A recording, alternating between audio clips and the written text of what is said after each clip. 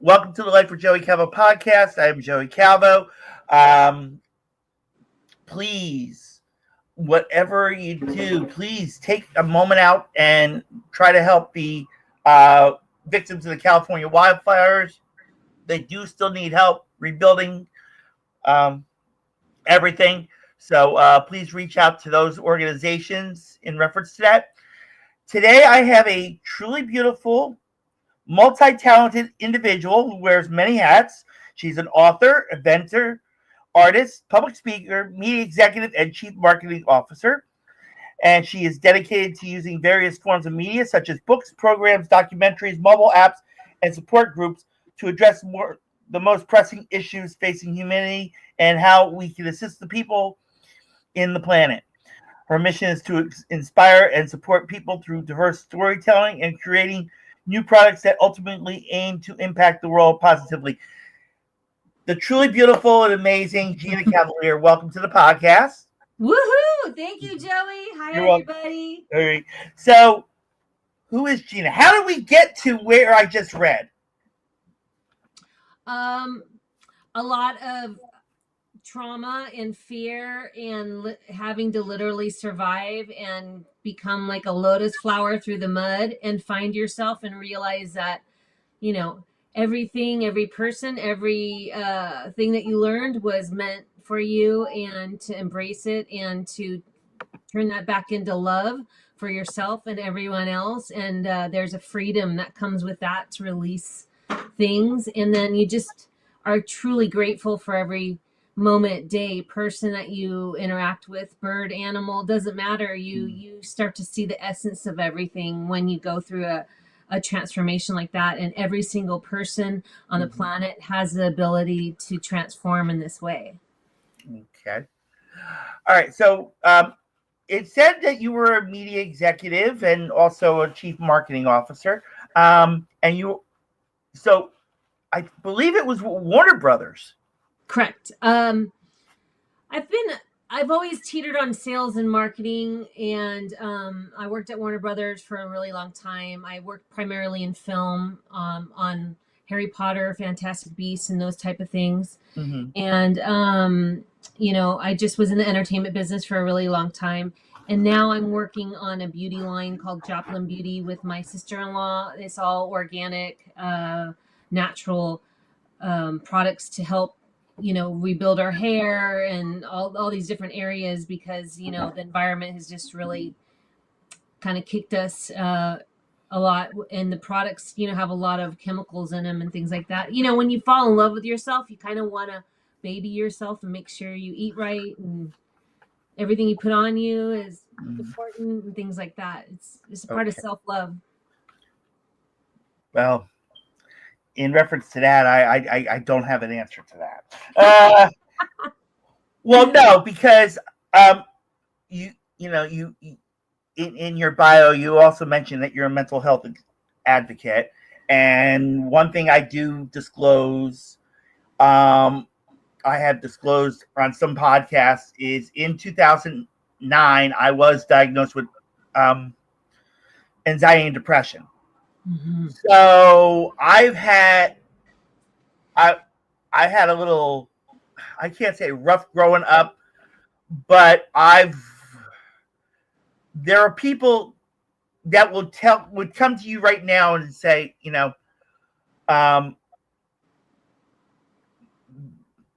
Joey is not someone to want to be I would say Joey would be someone you wouldn't want to be around, because I am my own worst enemy.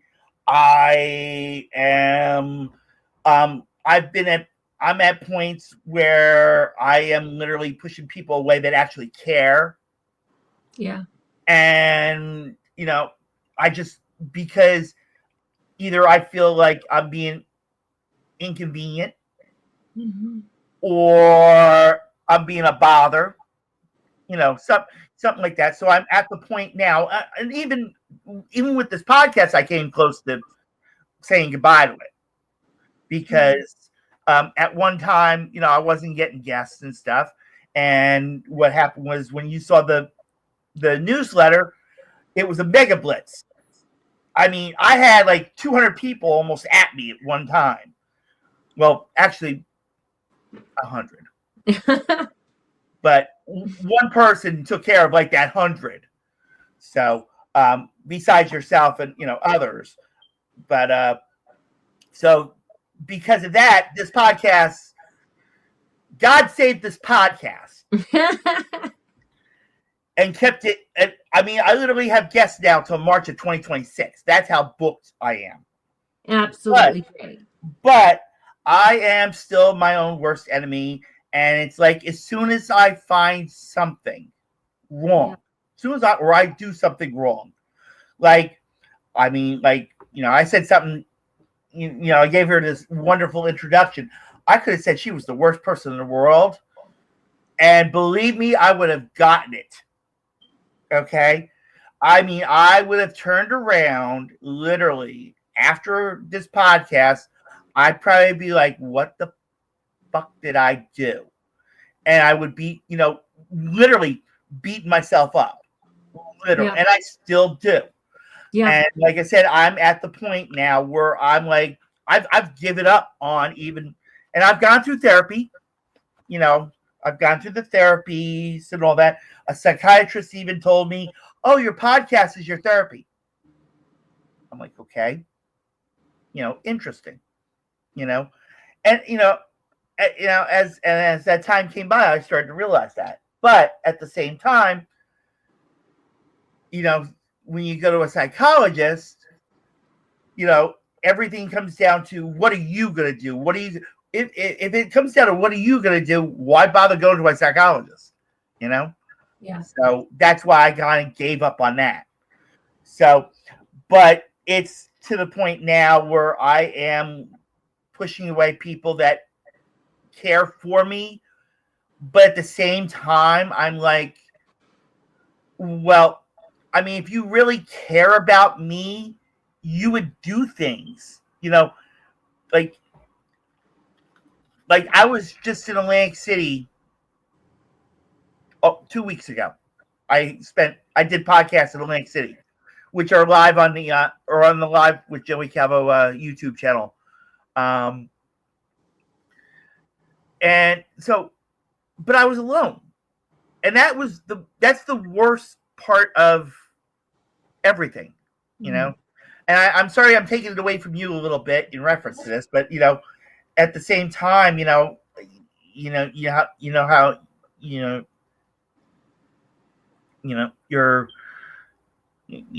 helping people that or help mental health issues and stuff. So I just wanted to share my story with you, so that way so that way you got to know who you're really dealing with. I mean, people will tell me, people will say to you, I am the sweetest person in the world. And I won't deny that. But the real me is, yeah, I'm nice, but I'm a asshole to myself. So, so I wanted to bring that out to you, so that way it clarifies, what you're dealing with per se, in reference to me. Now, thank you for that. You're welcome. And so, being that you worked at Warner Brothers, and you were a media executive and chief marketing officer, this podcast is working on a GoFundMe page because our equipment is outdated, and to the point where it's crashed even during podcasts. So, pulling from those hats, how would you convince people that are watching this podcast to go to the GoFundMe campaign that's on the screen? I mean, obviously, all your social media, Instagram and all that is just, building that up is just the best way. Doing a video for the GoFundMes usually are very, sometimes people just throw up a picture with a story. But if you can do a video with a clear, concise message, I think that just usually people just love watching the videos. It's a little easier for them because they could just put it on in the background if they hear it, click on it and things like that. And they can actually hear the tone of your voice. And, I don't know, video would be just better than a flat image up is definitely what I would say. Okay. All right. And sending, explain why you need it and, and being gracious and stuff like that. And, probably what you need to upgrade for isn't a ton of money. So, I'm sure friends and family don't even, $10 here and there can pile up pretty significantly, pretty fast. So, yeah. Well, at the same time, I'm unemployed. So I've been looking for a job. So since this podcast literally just exploded, like I mentioned earlier, in reference to guests and stuff, I'm practically doing podcasts almost every day now. Oh boy. So I had a podcast for a while, so I understand. It's a lot of work. Yeah. All right. So tell me about your podcast. I don't have it anymore because it became kind of too much work. But and I was going on other people's podcasts so much. But I did about 200 episodes, and I think it was really great because even though I had been in the media and I have spoken in front of live audiences and things like that, I hadn't done a lot of podcasts. So I think it really helped me with my cadence and interview skills, interviewee skills, and made me more comfortable on camera. And, a lot of times people say, oh, you got a podcast today? Are you nervous? Or are you this? And it's like, no, I mean, not downplaying it at all. It's just, I've learned my process and how to ground and stay connected and, to make clearer messages. So I believe that everything that you do, as long as you're excited about it, even at the moment, while you're doing it, will lead to something wonderful for you. So just follow your highest excitement at all times. And if that's this for now, and if you ever decide that you're, it's not exciting for you anymore, step into something else, but take this with you with all the experiences. And yeah. Well, one thing that I wanted to do, I kind of did when I was a kid, was being like a Howard Stern personality at one time. And I actually had gone to the Connecticut School of Radio Broadcasting, and I could have done it if I had the money back then. I could have been the next, well, maybe not Howard Stern, but a calmer Howard Stern. Yeah. A much calmer Howard Stern. Still be wild, but in a calm way. So another thing, before I go off onto the next part of your life,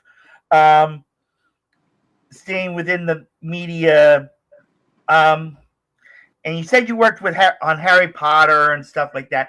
Had you ever thought, now that Warner Brothers did like the DC comics, have you ever thought of and matter of fact, maybe I'll mix this into, we'll get into the author title part of you now. Have you thought about writing a book about, like, doing a superheroine type book? Well, actually, I have a young adult novel, a five book young adult novel series that I wrote with a co-author. The first book, it's called Thomas Fine and the Mystery School, and it is very Harry Potter-ish. And my agent is right now soliciting it to a publisher and film and TV company.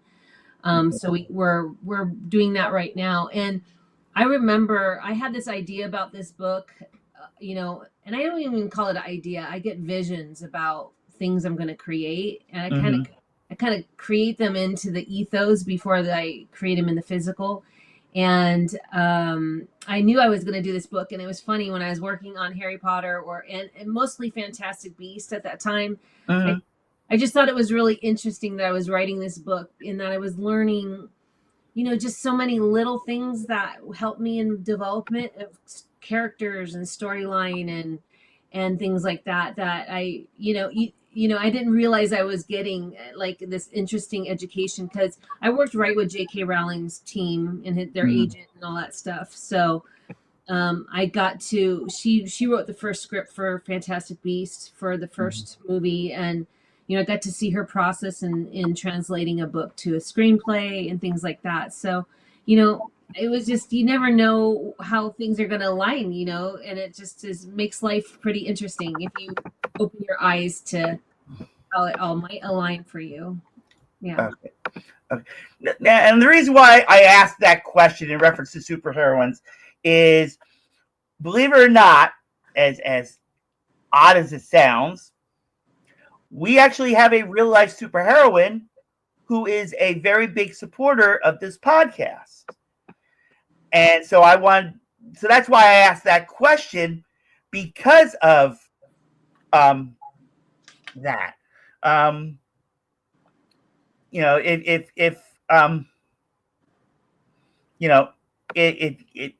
If the thought of a book about, so just bear with me one moment.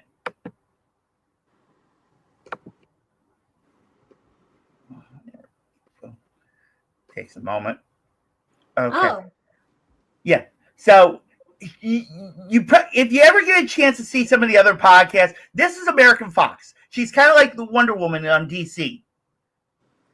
So that's why I asked this question about, in reference to the superheroine part, being that you had worked at Warner Brothers, Yeah. So we were set up into different groups, and I didn't work on the DC stuff. I worked more on the feature film stuff. Right. I mean, yeah, but so I don't have a big knowledge of DC film stuff. Okay. But I understand, I worked at Disney too, and Fox, things like that. So to me, everything is the hero's journey. It's always, I love the hero's journey and how people, can be superheroes in their own lives is definitely really important to me. Okay. All right. So thank you for clarifying. I wanted to, like I said, bring that out. Because like I said, that what I just showed you is actually, like I said, she is a real life superheroine, and not only that, she's also a big supporter of this podcast. So how I said that God blessed this podcast. Yeah. It kind of blessed her as well, because she was kind of the one that was like, you're going to get a lot of guests again, and it's going to keep on going, and, so on. So I've turned around and literally said, yeah, I've done this, this podcast is staying on because of you. It's not really because of me, Oh. But again, that's just my opinion on that. So you wrote a book that was forwarded by Thomas More. And it's on surviving suicidal ideation, from therapy to spirituality and the lived experience. Can you tell us a little bit more about that book? Yeah, thank you. Well, I have it here. It was published by the Swedenborg Foundation, and I wrote it with a trauma-informed therapist about how I overcame my own suicidal thoughts. And because I'm not a therapist or a licensed practitioner, I really wanted to have a voice, a PhD doctoral voice in the book. And I told my story and how I fell in love with myself, how I decided how important I was on this planet and that I was needed here. And I understand what you were saying earlier, how you sometimes feel like a burden on the world or other people. And I felt like that too, and I used to tell people after I healed, anybody that lived in my head would probably have felt the same way, because the way I spoke to myself. But my message is really this: if you have to be careful of the way you speak to yourself, And it's just so important, and you have to be your own best friend, and you have to just say, no, I'm not doing that. And you have to use any tool necessary to switch that. Yeah. Whatever you love, like if you love your dog or your cat or a person or whatever, and it's like, would I talk to thy dog that way? Would I talk to my best friend that way? And if the answer is no, then don't do it to yourself. And once you actually start to catch yourself and put the stop in it immediately, and it actually is almost like a muscle. All of a sudden, you just no longer start to do that to yourself anymore. And that's sort of my primary advice on that. Yeah, and in reference to that, it kind of turns into the opposite with me. If I catch it, then it's like I better be further away because I'm afraid of it happening into it, and I call it into a circular pattern, where it's nonstop, like you do it over and over and over, you're repeating it so much, and you think you're breaking the cycle, but you're really not, because you're going at it another way, trying to get at it another way, and you fall right back into it, no matter what you do. Now, so you wrote this book about, in reference to yourself, in reference to your story, and now you have a follow-up book that's coming out in December. Actually, January now, but yes, It's called Planet Walking: A Handbook for the Living. And yes, it's a takeoff of the Tim Burton movie Handbook for the Recently Deceased. I just flipped it. Okay. Because I'm a big movie fan as well. I remember when that movie came out, and I was like, "What about a handbook for the living?" And when one of the publishers didn't get to sign me, and they asked me if I had anything else planned, and I said, "Yeah, I can do a whole other book."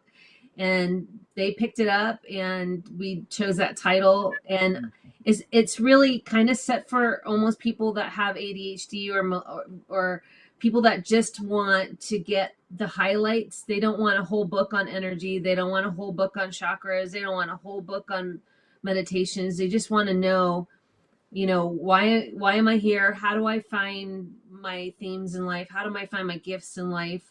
What is energy? How does it move through my body? And then I did a bunch of illustrations so some people learn better through visualization. So I did.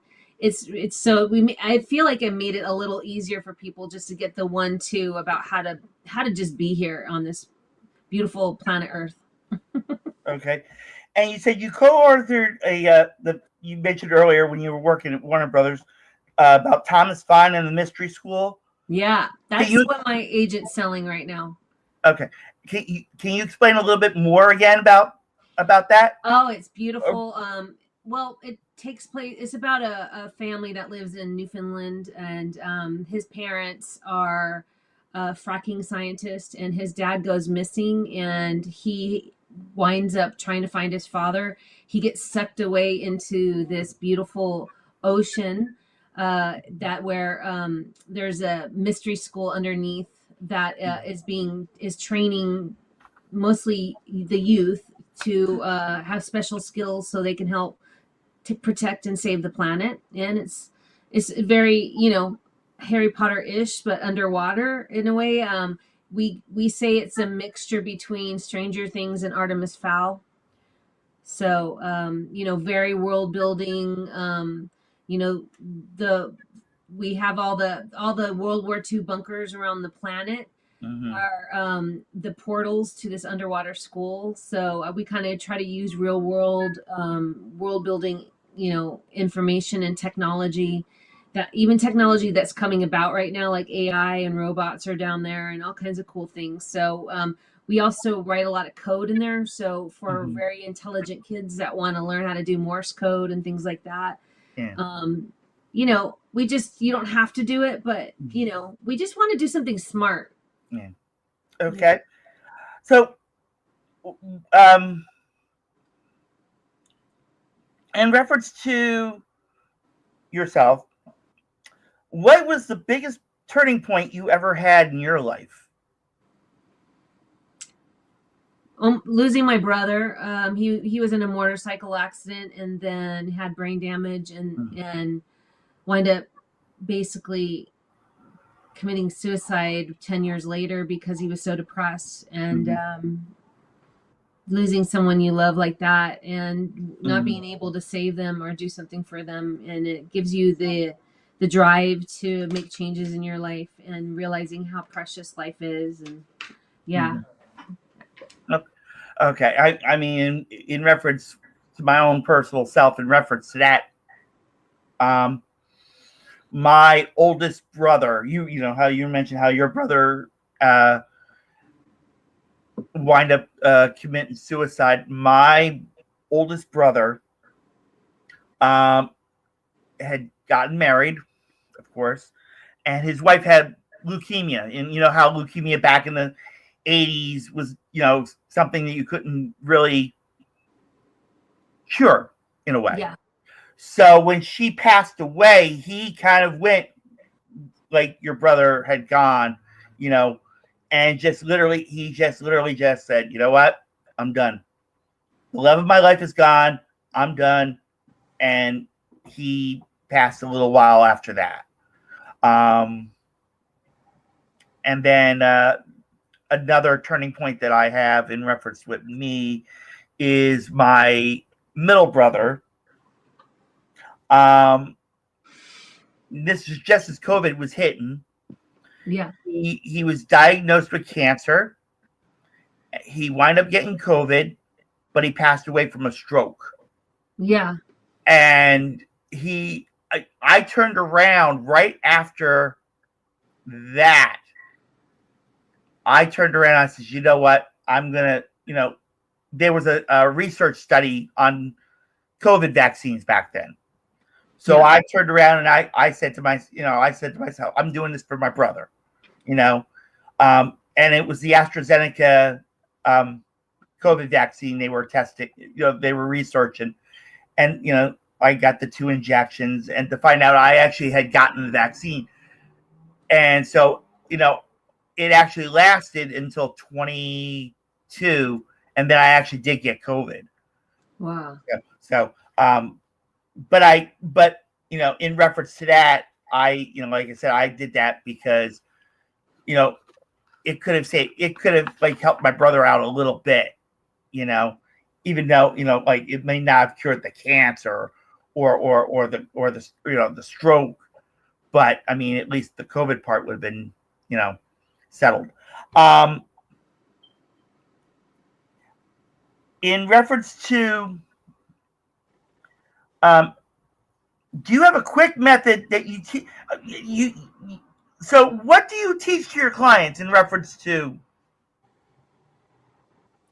So, well, the first thing I do is I try to find out what kind of techniques are going to help them, because everybody has a different toolbox of needs. But a lot of times, almost all the time, we will go right into a meditation, a guided meditation, and I will do that with them. And it's very unique to them what they need. Different things come out. I start to kind of feel their energy, and it's whatever we need to do to get them grounded and and then we kind of open them up into, like, you know, do they have anxiety? Why do they have anxiety? What are some processes to help quell the anxiety? Where is that coming from? Do they need to, you know, we almost make a game plan about what's going to help them. Sometimes they need therapy. Sometimes they need sound baths, the Ho'oponopono prayers. Like, there's all different ways that we can do it.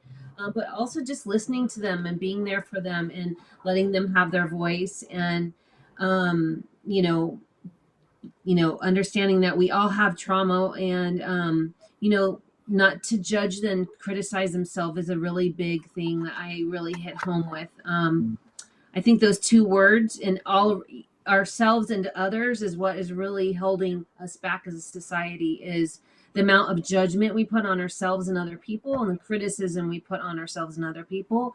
And if you're not feeling good, but you're going around judging people, well, you're not helping anybody. So I really practice, being careful on who I judge and what I think and what I allow in my space. And, we're programmed that way. So when it comes up, I just try to let it go with love and push it out of my space. And that seemed to really help me in so many different ways manifest the things that I want, or the people I want in my life, or the projects I want in my life, because you have just a limited amount of space in your life for energy, for people, for activities, right? And and half the time you're sleeping. So it's like, what are you going to do with that time? And I really value those minutes and those hours, and I make sure that, I fill it with things that are better for me and the planet and everyone around me. And that's just changed everything. All right. So in that new book that's coming out in December, what do you expect those readers, what do you expect out of it?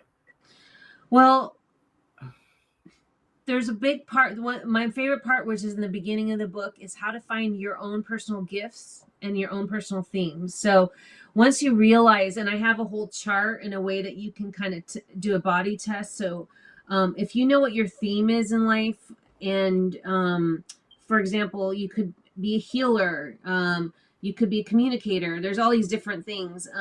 When you help to start to move towards that and say, yeah, I actually think that I would be a good healer, or or what your gift is. Do you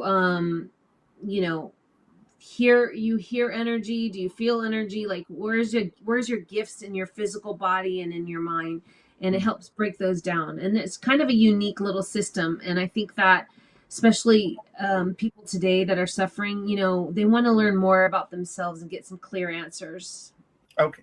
Okay, so that leads to this last question I have is, what's the best advice you would give to someone who is starting to realize, like your first book, and starting to see all these criteria, all these criteria, all this criteria? Oh, just in mental health, in terms of mental health stuff? Yeah. Well, not just mental health, across the whole spectrum in reference to it. Okay. That everything can change. I used to think that there's certain parts of me that were going to be a part of me forever, and that was like depression or anxiety, and that's not true. That can change, but it takes effort, it takes awareness, it takes planning, it takes care, it takes love, making a plan and understanding that yes, you are 100% unique individual with a different set of circumstances, but we are all the same, and that we need to walk with just being kinder in general to ourselves first, and then everything around us. And it like a drop of water in a puddle, it will just fly out to everyone around us, just like the logo behind you. It just feels like it expands. So it's just it's so simple, but it's true. Okay. So how can people reach out to you? GinaCavalier.com, Gina Cavalier on Instagram or on Facebook. It's really easy to find me. My website, it has all my art and my books on there and everything I'm working on. And send me a message. I'm happy to DM me on my Gina-Cavalier, and I will send you a note and reply back to you. And just want to send a big hug out to anybody out there that might need it today, or anything that you're going through. I know that things can be hard, and just sending you as much love as I can muster up and surround you in it. And we appreciate all that as well. And Gina, you're welcome to come back on this podcast at any time. Just let me know. I'll be happy to help you in the best way I can, because we also have a newsletter. So this video goes out. This everything goes out on the newsletter now. So, and then as well as on the social media and so on. Okay. But Thank you guys. Yeah, so thank you so much, Gina, for coming on. Like I said, anytime you want to come back on, let me know. Thank you, everyone, for watching the Life with Joey Calvo podcast. God bless you all. Thank you, Joey. All right.